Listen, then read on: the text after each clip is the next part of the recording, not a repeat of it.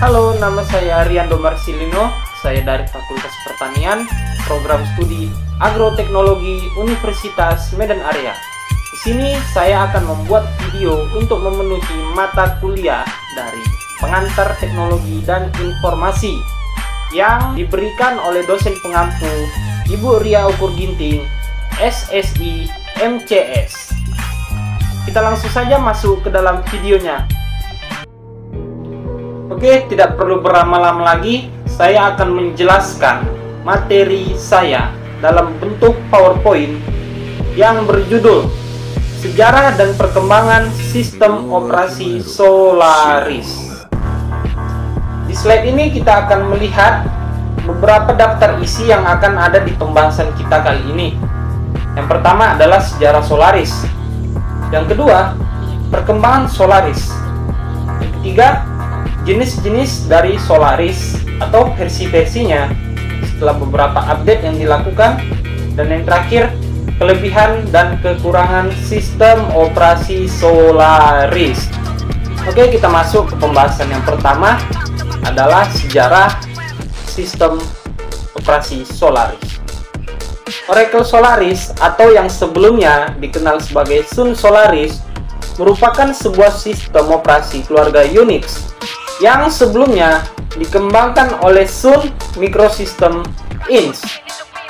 Sun Microsystem menggantikan Sun OS sebelumnya yang telah ada pada tahun 1993 setelah proses akuisisi Sun oleh Oracle pada bulan Januari 2010.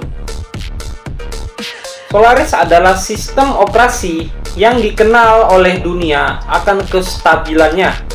Sistem operasi ini sangat dipercaya sebagai sistem operasi server, terutama pada mesin-mesin kritikal yang menuntut high availability, stability, reliable, serta scalable.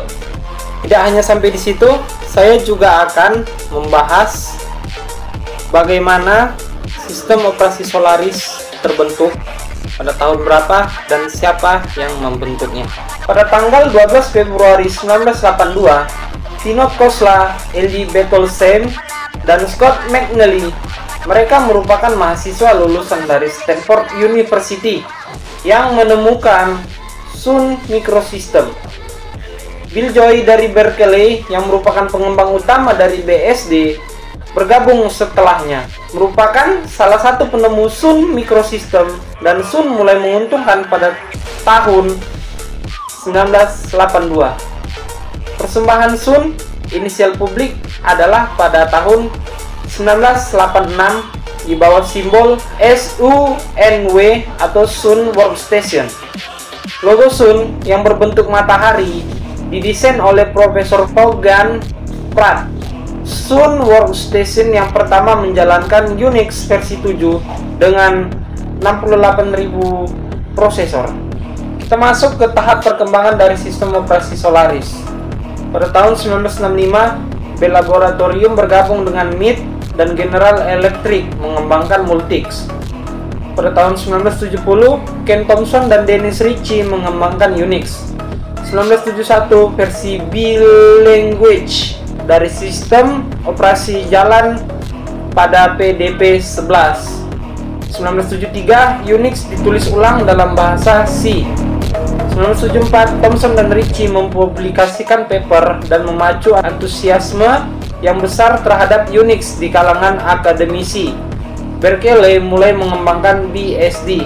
1975, versi lisensi pertama Unix BSD diluncurkan. Pada tahun 1979, Billy Joy memperkenalkan Berkeley Enhancement sebagai BSD 4.1. Pada tahun 1982, AT&T pertama kali memasarkan Unix. Sun Microsystem berdiri juga pada tahun ini. Di perusahaan inilah Bill Joy, sang pengembang Unix BSD, bergabung.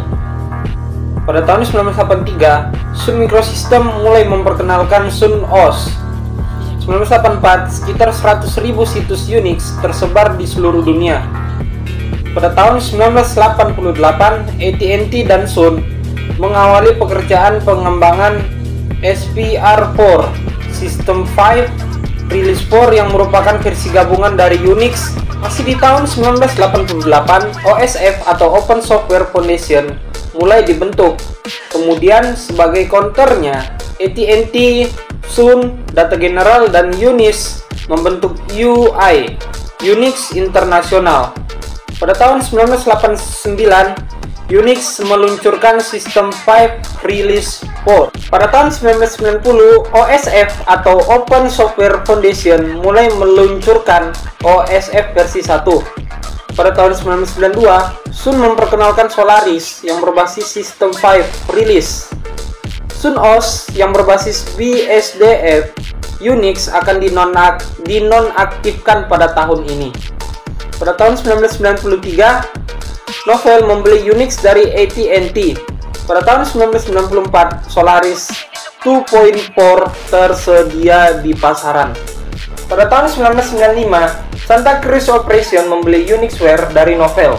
SCO dan HP mengumumkan kerjasama untuk mengembangkan Unix versi 64-bit.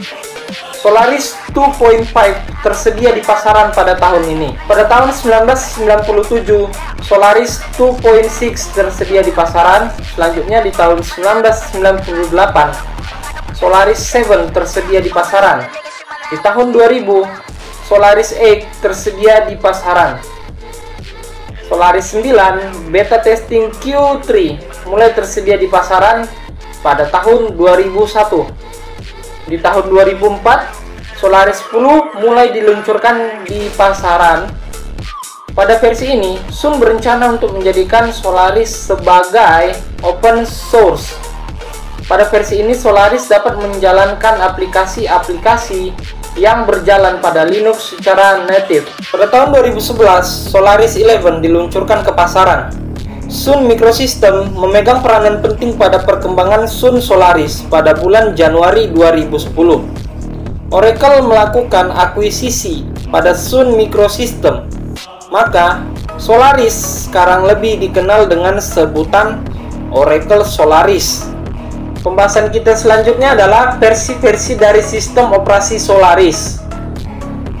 Seperti yang dapat kita lihat, di sini ada 14 versi yang dimulai dari tahun 1991 sampai pada tahun 2011 yang dapat dilihat pada slide ini.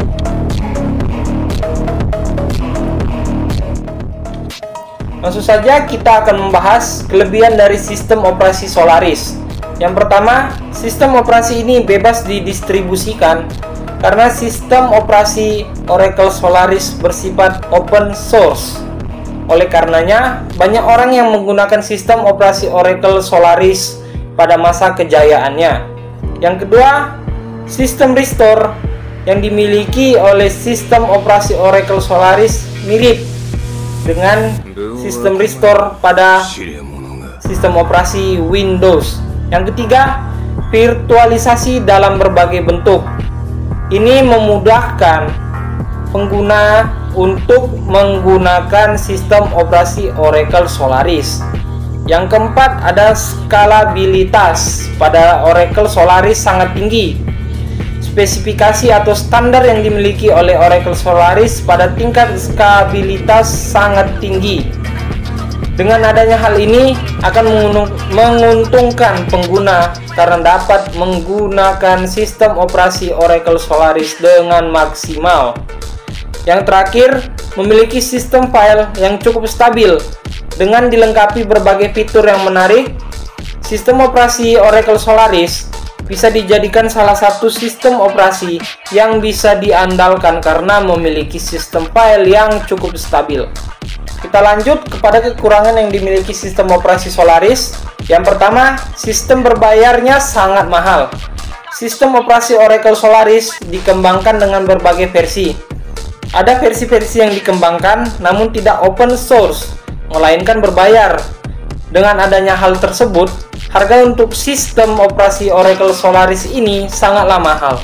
Yang kedua, izin yang diberikan kepada para pejabat masih dibatasi atau sangat kurang. Yang ketiga, meskipun dilengkapi dengan fitur-fitur yang cukup, Sistem operasi Oracle Solaris masih belum memiliki hak akses lebih untuk digunakan secara bebas. Yang terakhir, driver pada hardware masih kurang baik.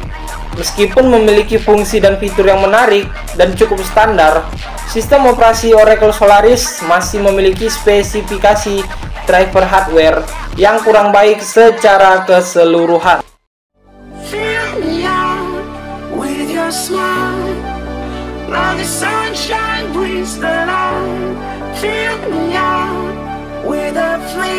Demikianlah akhir dari pembahasan kita yang berjudul Sejarah dan Perkembangan Solaris. Saya sendiri menyadari bahwa saya masih banyak melakukan kesalahan dalam hal penyajian materi maupun cara saya berbicara. Maka dari itu, saya mengharapkan kritik dan saran yang bersifat membangun untuk saya di kolom komentar di bawah. Saya mengucapkan terima kasih, saya pamit undur diri.